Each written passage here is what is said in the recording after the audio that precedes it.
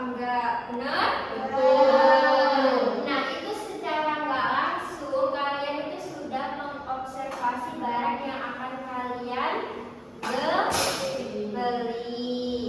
Nah, sekarang kita mau belajar apa? Iya, belajar teks laporan hasil observasi. Sudah tahu apa itu observasi? Belum. Apa itu observasi, Bu? Belum ada yang tahu? Belum. Jadi observasi itu pengamatan suatu objek untuk memperoleh informasi yang lebih mendalam. Nah, Ibu harap nanti kalian setelah mempelajari teks laporan hasil observasi ini, kalian dapat mengidentifikasi informasi utama yang ada di dalam teks laporan hasil observasi yang Ibu kasih nanti. Lalu kalian juga dapat menjelaskan struktur, lalu ciri kebahasaannya, dan juga dapat menganalisis keakuratan teks laporan hasil observasi dan juga menyimpulkan isi dari laporan hasil observasi tersebut. Lanjut, ya, observasi tadi apa? Mengamatan suatu objek. Tujuannya untuk memperoleh informasi yang tepat. Betul sekali, untuk memperoleh informasi yang tepat dan juga menyeluruh. Kalian sudah pernah belum sih mengobservasi? Oh, sudah ya tadi, sudah yang kamu beli barang itu tadi. Nah, kira-kira objek yang dapat diobservasi itu ada apa aja? Mbak Lea? Iya. Contohnya ya, biasanya harga sabun. Objek yang dapat diobservasi. Sabun, ya, sabun itu masuk ke mana? Ke benda. Lalu setelah itu ada kucing. Kucing termasuk di makhluk hidup. Ya, jadi objek yang dapat diobservasi itu yang dapat kita lihat, dapat kita amati. Itu benda mati, makhluk hidup, atau bahkan orang sekalipun juga bisa kita observasi. Kalau kita rasakan bisa nggak? Yang kita rasakan ya, tapi nggak bisa dilihat gitu. Nggak bisa dilihat tapi bisa dirasakan ya. Bisa. Jadi rasa sedih bisa diobservasi. Oh, nggak bisa sayangku, nggak bisa. Kayaknya rasa itu nggak bisa. Hasil yang dapat dilihat oleh mata. Betul. Lalu itu tadi, apa itu teks laporan hasil observasi? Nah, jadi teks laporan hasil observasi ini itu mau kemana Mbak Valen? Oh iya, mau ambil kelas boleh. Jadi teks laporan hasil observasi sendiri yaitu teks faktual yang berisi hasil pengamatan fenomena atau objek ataupun peristiwa. Nah, tujuan teks ini tuh untuk memberikan informasi yang lebih rinci, yang lebih jelas. Nah, teks ini tuh biasanya harus objektif. Apa itu objektif? Tidak subjektif, tidak sama. Iya, tidak subjektif. Apa tidak subjektif itu? Memihak orang lain atau memihak lembaga. Itu pendapat pribadi. Yang tidak sebenarnya. Jadi objektif itu apa? Objektif itu sikap atau pandangan yang didasarkan pada fakta. Iya, berdasarkan fakta. Itu ya kuncinya. Kunci teks laporan hasil observasi ada di objektif atau harus nyata. Lalu selanjutnya ciri-cirinya ada 5. Boleh minta tolong dibacakan? Ada yang mau? Ya, silakan. Ciri-ciri laporan hasil observasi yaitu yang pertama berisi fakta dan data hasil pengamatan. Yang kedua ditulis secara objektif dan ilmiah. Yang ketiga menggunakan bahasa baku dan jelas. Yang keempat disusun secara sistematis. Yang kelima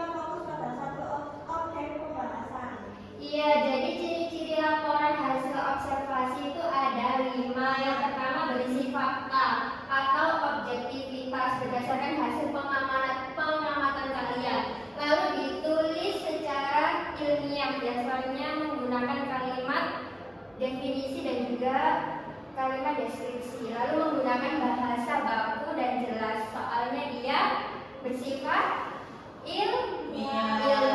Lalu disusun secara sistematis atau secara runtut. Terus berfokus pada satu objek pembahasan saja. Kalau misalkan kita mau bahas spidol, ya udah spidol aja, nggak usah pakai pensil gitu. Lalu selanjutnya ada kaidah kebahasaan yang seperti ibu bilang, yang ibu sampaikan tadi, ada kalimat definisi. Apa itu kalimat definisi?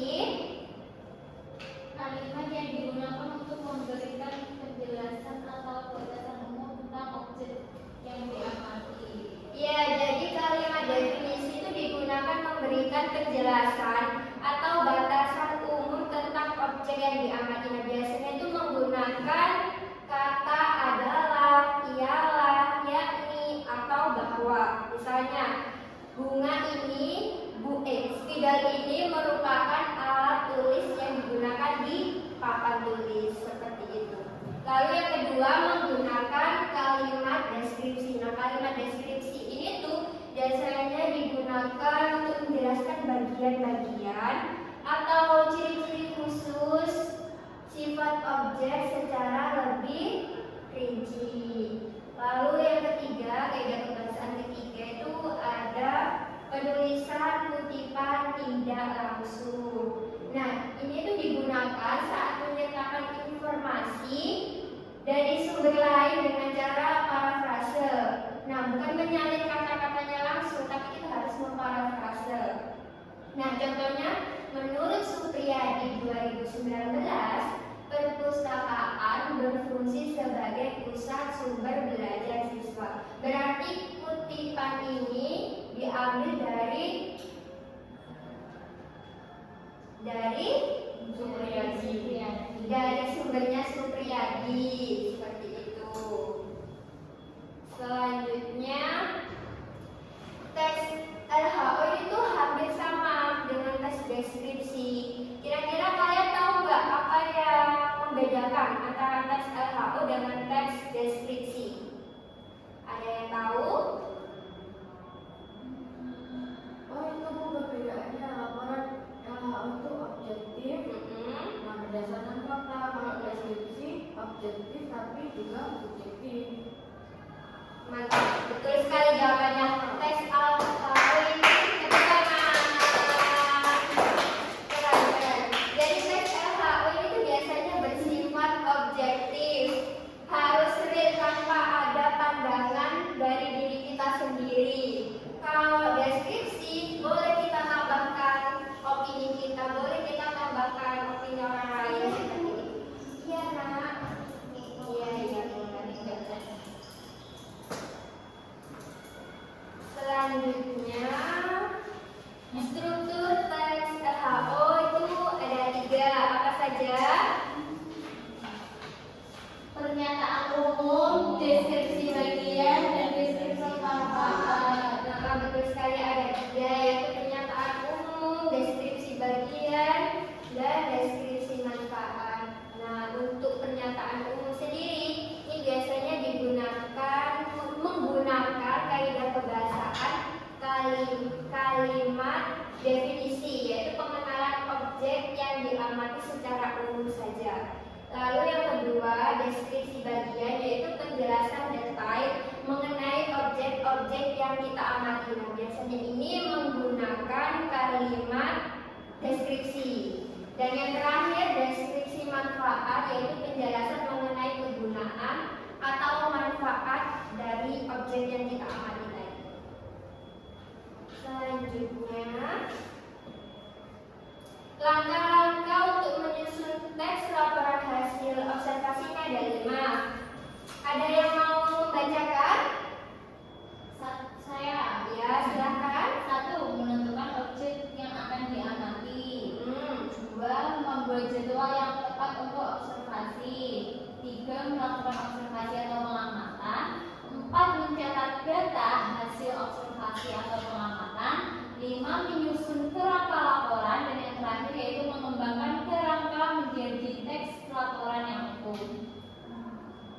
Betul, mantap sekali. Terima kasih Lea. Jadi betul sekali tadi langkah-langkahnya ada 5. Yang pertama yaitu menentukan objek yang akan kita amati. Misalnya, contohnya, halo saya, kenapa bicara sendiri? Ini guru banget. Kenapa? Nggak tahu ini enggak. Yuk fokus yuk, didengarkan ya ibu menerangkan.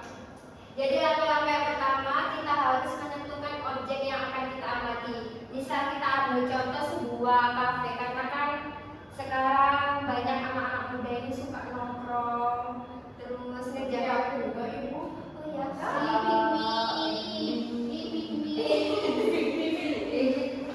Ya kebanyakan ya kebanyakan.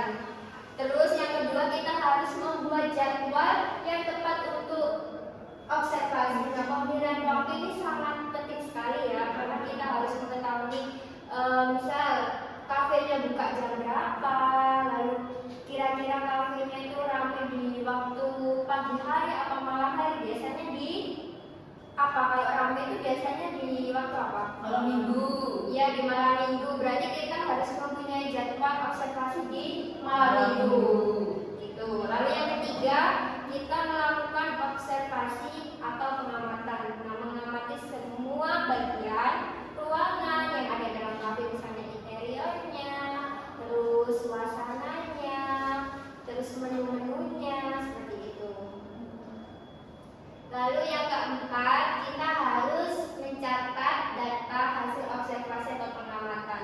Nah, pengumpulan data itu ada 3 cara. Yang pertama, pengamatan langsung, misal kayak interiornya tadi gimana, menu-menunya apa saja.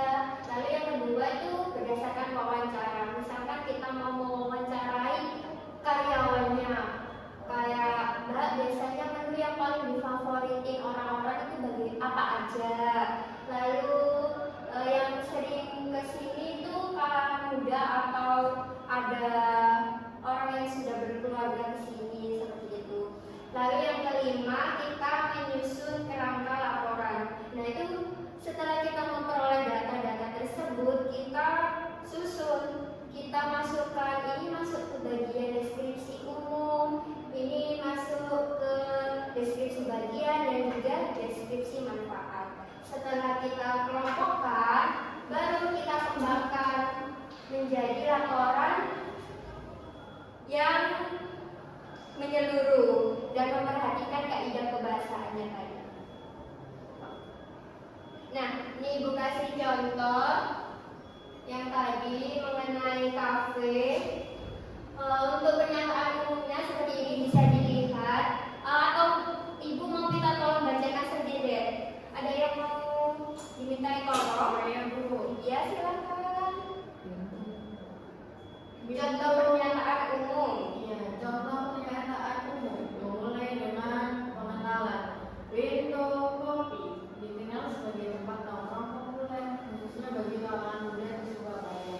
Window Kopi ini banyak sekali cabangnya. Salah satu berlokasi di Jalan Ngagel 125 Ngagel, Kecamatan Lembakrono, Surabaya, Jawa Timur 60246. Kafe ini buka setiap hari mulai pukul 9:30 hingga jam 12. Suasana kafe yang nyaman dan santai menjadikannya kemudian populer untuk beristirahat maupun melakukan berbagai aktivitas.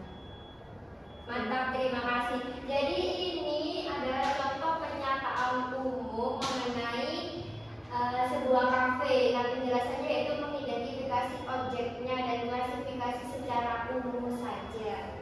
Lalu selanjutnya yaitu ada deskripsi bagian. Deskripsi bagian ini memang umumnya tuh agak panjang karena lebih detail mengenai ciri-cirinya, lalu pokoknya lebih detail dan lebih panjang mendeskripsikan secara rinci. Nah, di sini menjelaskan secara rinci mengenai kafe, mulai dari menu, interior, daftar pengunjung dan lain sebagainya. Tidak perlu dibacakan, Ibu hanya menyampaikan saja. Nah, selanjutnya yaitu ada deskripsi manfaat. Ada yang mau membacakan? Iya, boleh. Nia, boleh dibacakan? Silakan. Kebenaran yang dialami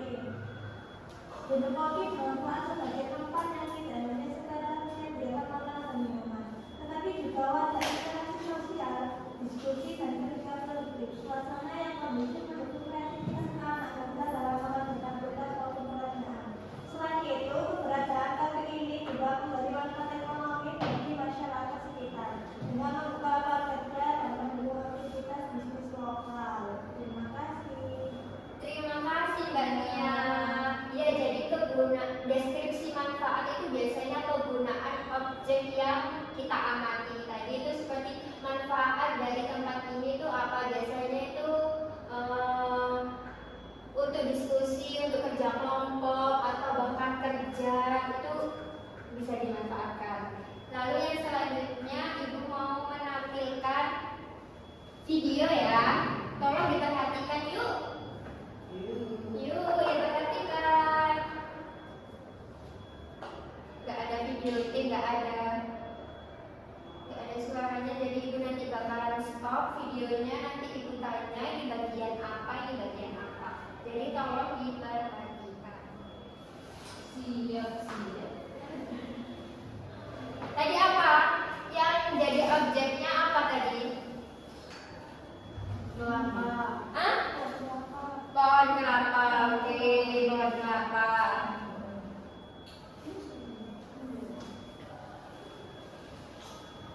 Nah, kira-kira ini masuk ke dalam apa? Definisi. Definisi. Definisi itu bagian apa strukturnya? Strukturnya tadi ada 3. Pernyataan umum. Deskripsi bagian, deskripsi manfaat.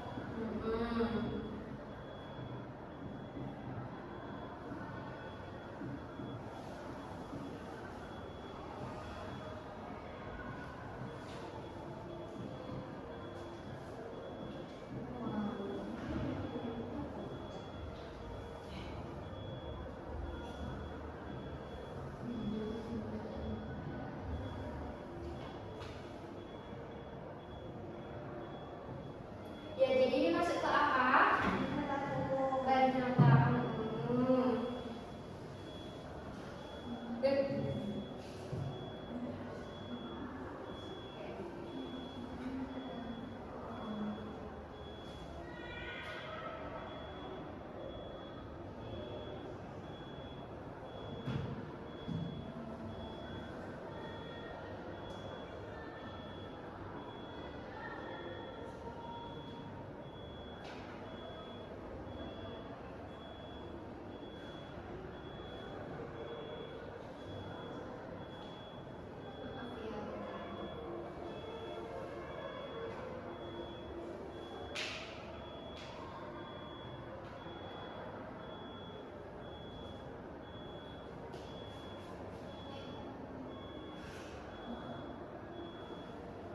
Bentar ya. Gak bisa dicetak jadi kalian.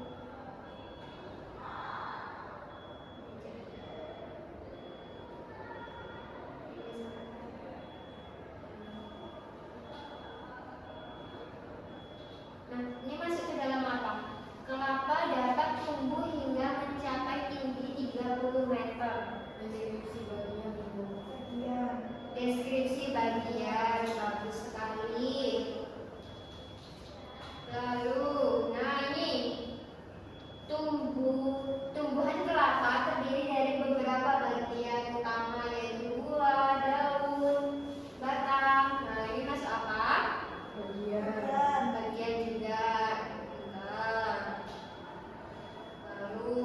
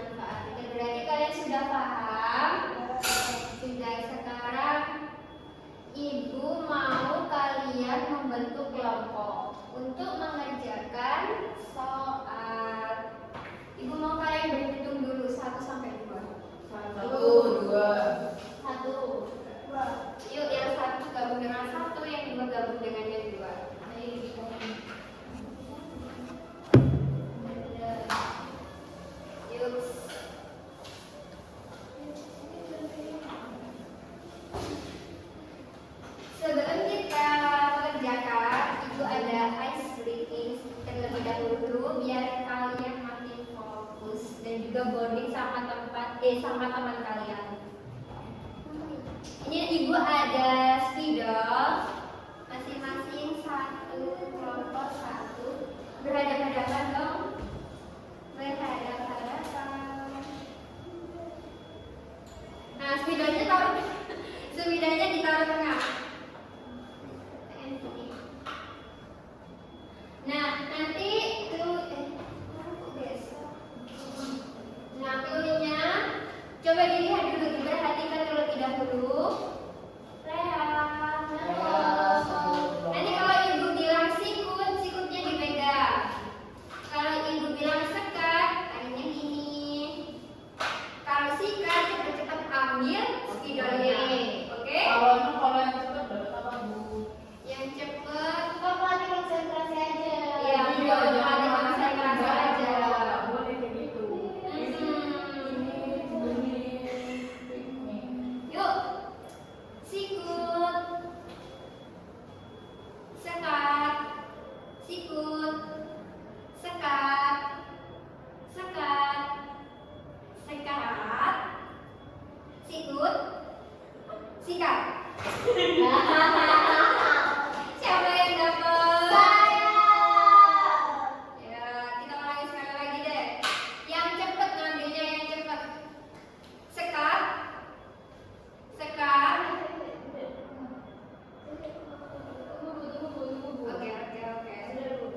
Sikut, sekat, sikut, sekat, sekat. Lebih ngomong dulu. Ayo lebih bagus ayo. Dia lagi teriak. Udah ngincer ya. Sikut, sekat, sekat, sikat. Oke, fokus semua ya. Biar ibu membagikan KPD-nya. Silakan. Gak boleh gitu ya teman-teman. Gak boleh julid. Nanti kalian silakan mengisi penguatan pengetahuan yang telah ibu sampaikan tadi. Selanjutnya kalian menganalisa. Kalian baca terlebih dahulu teksnya itu. Setelah itu kalian identifikasi informasi utama yang ada dalam teks. Setelah mengidentifikasi, ibu mau kalian menuliskan bagian mana pernyataan umum, di mana deskripsi bagian dan juga deskripsi manfaat. Setelah itu kalian mengelompokkan ciri kebahasaannya dan juga struktur-strukturnya. Oke, paham? Oke, silakan dikerjakan.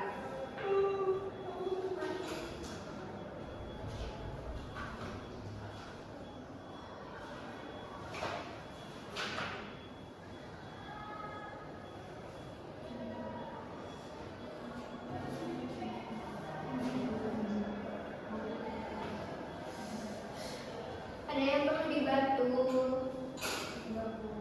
Bisa semua? Aman? Gak susah kan? Jangan diambilin dong.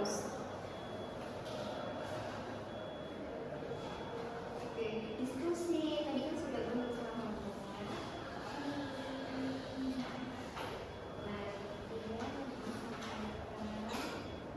Nanti ibu mau perwakilan kelompok maju ya. Nanti kelompok yang lainnya bisa menanggapi. Susah? Aman? Aman.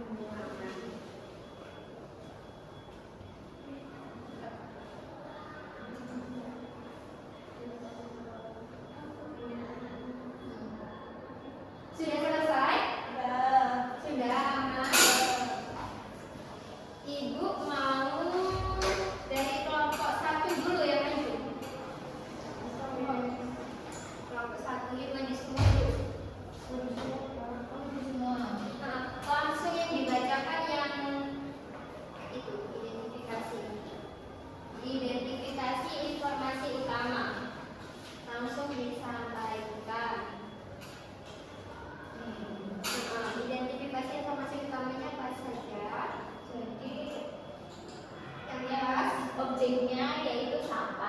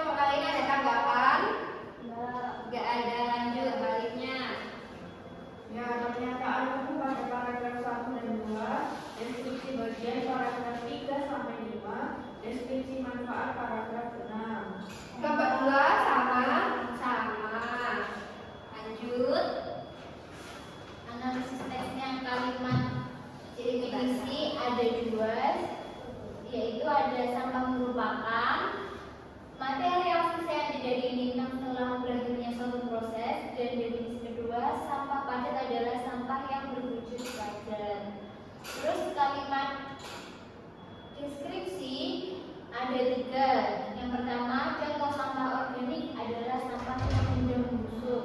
Lalu yang kedua, sampah alam merupakan sampah yang diproduksi oleh alam. Dan contoh yang ketiga, dari sampah alam adalah daun kering, timbunan yang terurai menjadi sampah. Nah, penulisan kutipan tidak langsung tidak ada dikarenakan semua informasi ditulis langsung tanpa menyebutkan sumber atau pendapat para ahli. Untuk kelompok lainnya sama? Sama. Sama. Oke, beri applause untuk kelompok 1. Terima kasih ya. Oke, materi kita sampai di situ saja dan Ibu mau kalian besok menyiapkan semangat yang lebih-lebih. Semangat yang lebih-lebih karena materi kita yang akan datang yaitu mengamati langsung objeknya dan kita akan melakukan observasi secara langsung. Oke, langsung saja. Jadi tes laporan hasil observasi yaitu tes yang berisi hasil pengamatan suatu objek, fenomena atau peristiwa berdasarkan fakta tanpa ada unsur opini. Lalu tujuan tes ini untuk mengetahui informasi lebih dalam atau lebih menyeluruh dan objek yang harus diamati itu harus nyata dapat dilihat. Oke, paham? Paham. Terima kasih untuk semangat kalian hari ini. Semoga ilmu yang kalian dapat bermanfaat dan menerima dengan baik. Amin. Sebelum Ibu mengakhiri pembelajaran pada hari ini, mari kita berdoa sesuai agama dan kepercayaan masing-masing. Berdoa dimulai. Berdoa dicukupkan. Terima kasih ya anak-anak.